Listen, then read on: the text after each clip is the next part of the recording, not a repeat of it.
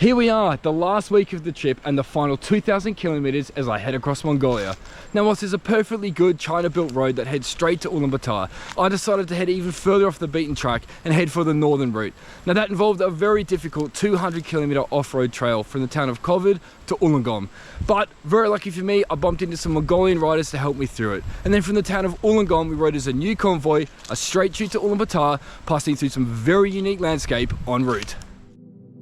Leaving the Mongolian border with my new Hungarian buddies, Dori and Csaba, we went through the Mongolian side of the Altai Mountains, which was surprisingly high altitude with some very cold windy conditions. We spent nights in the towns of Olgi and Khovd and enjoyed some pretty epic scenery along the way.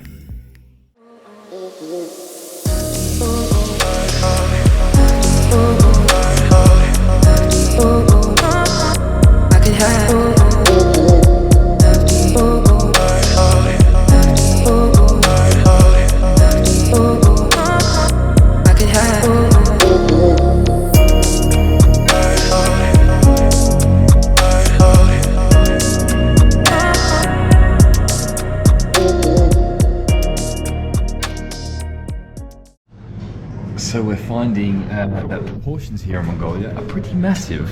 This is the chicken platter for 3 people. Yeah. So see if we can get through this. After spending the night in Khovd, we headed for Ulaangom. However, Csaba had been having issues with his front suspension, and now the left fork seal had broken and was leaking fluid. Still, optimistically, the three of us set off, but unfortunately the road quickly turned to a bumpy dirt track. Dori and Csaba were forced to make the very tough decision to head back to Ulaanbaatar via the asphalt road, as they were at risk of totally destroying Csaba's front suspension. It was very sad to see them go, as they'd been great riding companions for the past 4 days, but I decided to push on and battle the dirt track, as I was keen to explore more of the Mongolian wilderness. Okay, this is reminiscent of the road in Uzbekistan, where the main road was super bumpy, so you try and go on one of these side roads, but it's completely sand, really loose sand. This is so difficult to ride in. I'm just slipping all over the place. So yeah, as soon as I can, I'll be back on the main road and just deal with the bumps, because this is just so hard.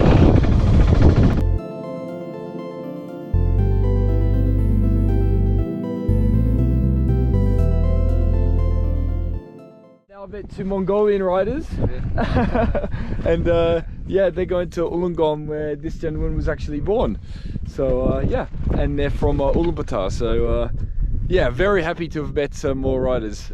Yeah, hope you're enjoying my new haircut. It's a questionable one, but anyway. As it happens, not my worst haircut. That would be this one. My UK colleagues wanted to see an Aussie mullet, so of course I obliged.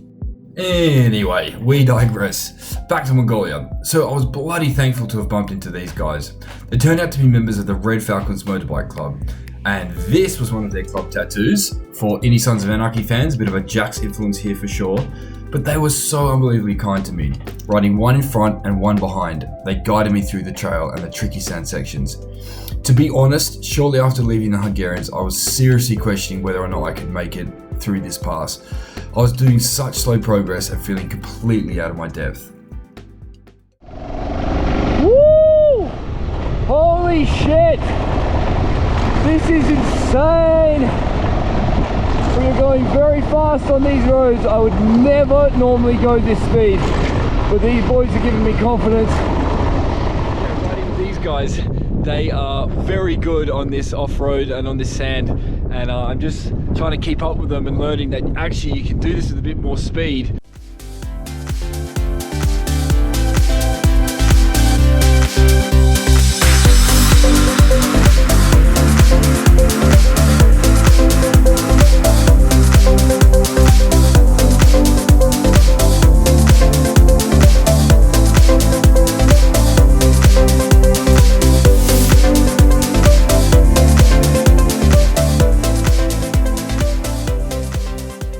My God, it's been a hard day of off-roading. That's probably the toughest 200 Ks I've done on the trip, but so rewarding to get through it. We're about, I don't know, half an hour maybe from Ulaangom. Woo! We made it to asphalt. To quote Jeremy Clarkson, it's so smooth, yes! Oh, mate.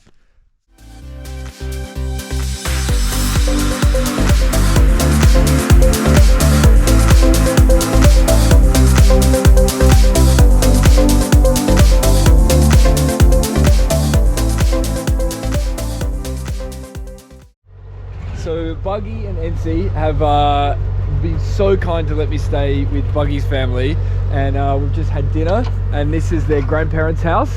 It's the uncle. Yeah, he's the happiest man. Yeah, the grandparents actually live in this yurt, and then we're going to be sleeping in the yurt just out the back. And I'm just so like thankful to be having this like wonderful Mongolian experience. I really wanted to like get to know locals and experience cultures. Making bread this morning. Wow, look at this.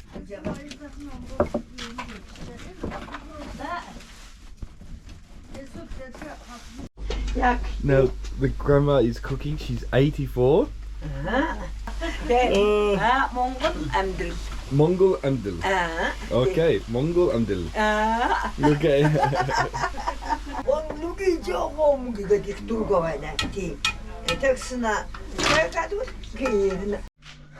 Okay. Okay, to dry.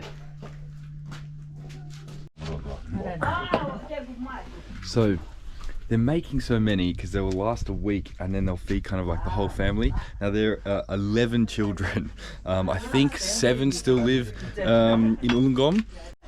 The factory line continues of making more and more, and I just get to enjoy the very fresh bread.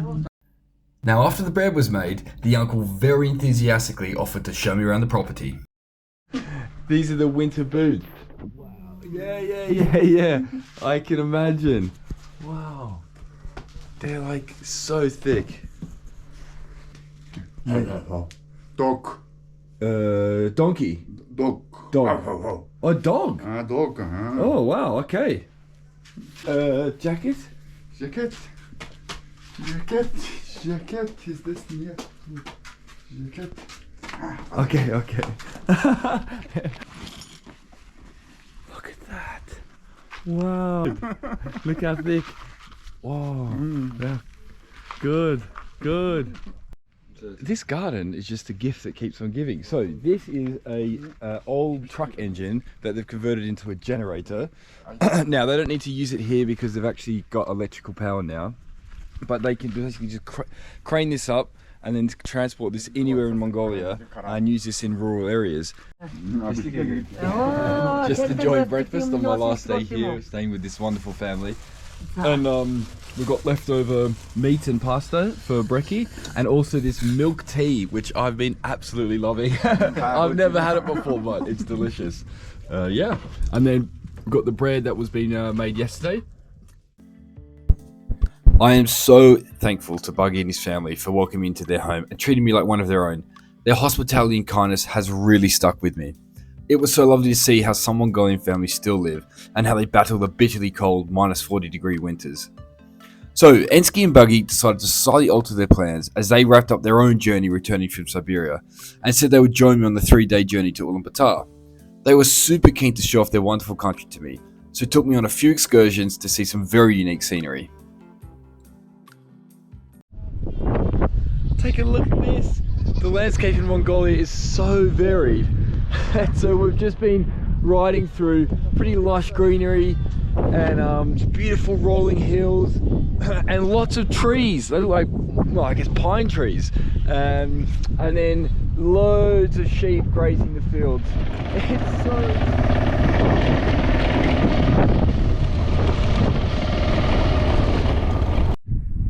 So when I was deciding on what route to take in Mongolia, I was so torn. I knew there was a perfect Chinese-built road straight to Ulaanbaatar from the border crossing from Russia, but I really wanted to do the northern route because I thought there'd be a lot more mountains, water, and to be fair, I'd seen enough desert. I am so happy that I decided to go to this northern route. Not only did I meet Buggy, and he's an amazing guide and awesome riding buddy, but but also this scenery has just been epic, and it was so worth that tough day to get to Ulaangom. Look at this dormant volcano. I've never seen anything like this before. And then you've got the dried lava field over here. So Buggy just told me that you can walk down the volcano, so of course I have to do that. My FOMO would not allow me not to walk down here.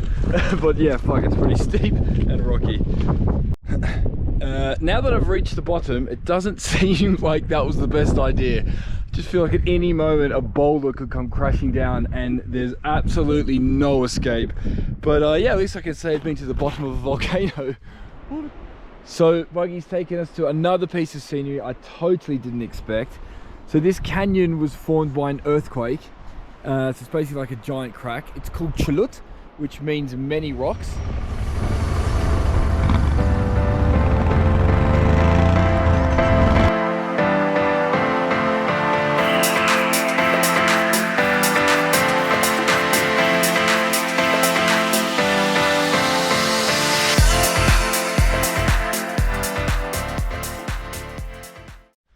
So I'm on the walk up to a Buddhist temple. We're about 30 k's out from hot springs where we're spending my last night on the road. Have to be honest, my body is in bits. Everything seems to hurt right now, and I don't know if my body just can see the end in sight, so it's kind of starting to scream a little bit. First Buddhist temple of the trip, and Buggy was telling me last night that Buddhism is probably the largest religion here in Mongolia. Was brought to Mongolia 300 years ago.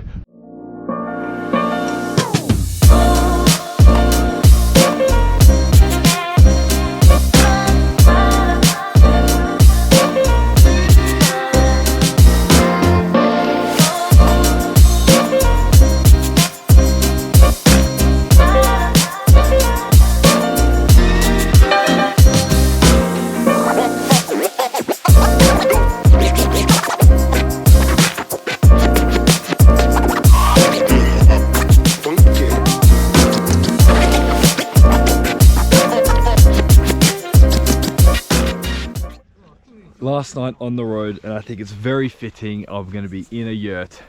You little beauty. Lovely stuff. We're at the hot springs.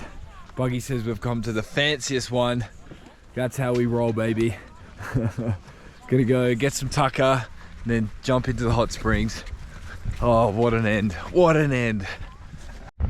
Alright, had a lovely night here in Yurtville, and had a lovely time at the hot springs last night. Drank a little bit too much whiskey. Feeling a little rough this morning, but can't believe it's my last day on the road. So we're doing the 30k countryside crossing to get back to the main road from the hot springs. And look what we have here, a stuck Toyota Prius. Now I have seen loads of Priuses here in Mongolia off-road, and I was pretty skeptical as to what the hell they're doing in off-road conditions. And I think this proves that maybe not the most suitable car, but she's bogged real good.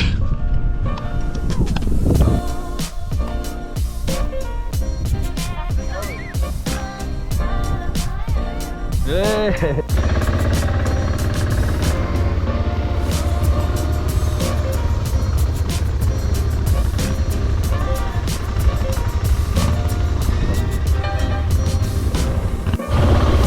Oh my god, another stuck Prius.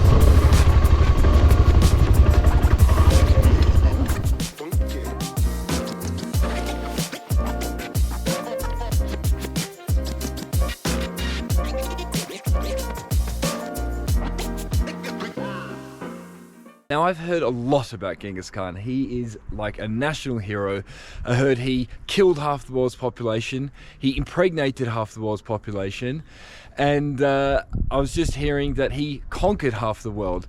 Now that may or may not all be true, but what I do know here is he is so loved and he is a national symbol in Mongolia. I was just talking to Buggy about Genghis Khan, what he means to Mongolians. He's a sign of strength, courage, bravery, symbolizes kind of what it is to be Mongolian.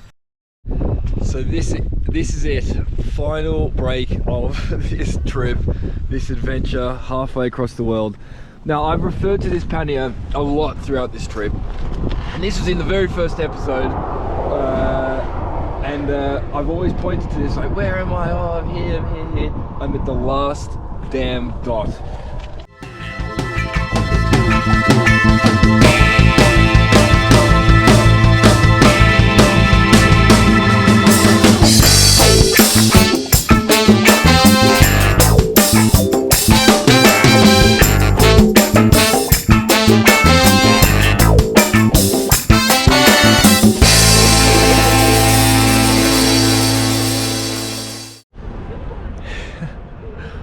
I'm in Ulaanbaatar.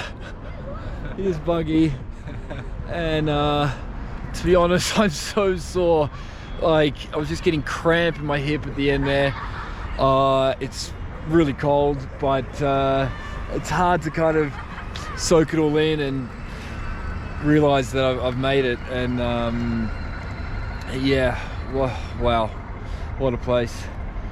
Well, it was a fucking big day, a big 3 days, a big 2 weeks, a big 3 months, but geez, we've made it. I think I just need a bit of time just to chill out and then just soak it in, but this is Ulaanbaatar. We have made it.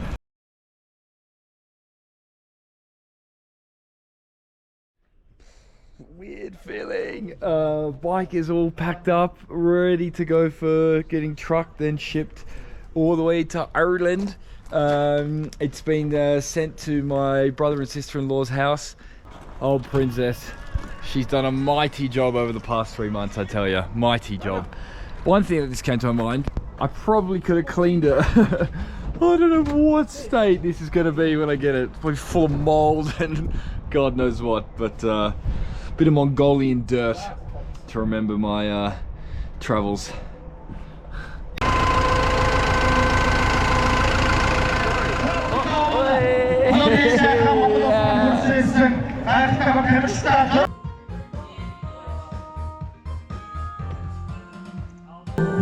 It's karaoke time, baby, and the vodka.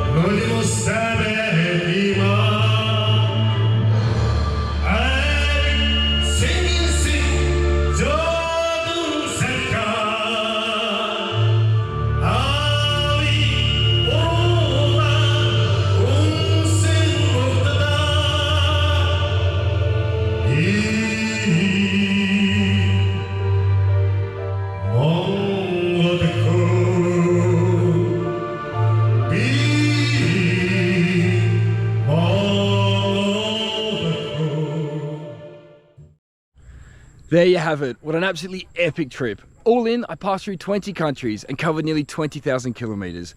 Upon reflection, what made this trip so amazing was all the incredible people I met along the way. So just thank you so much. And it also feels so awesome to complete a long-term goal of mine. And on that note, thank you so much for watching and following my journey.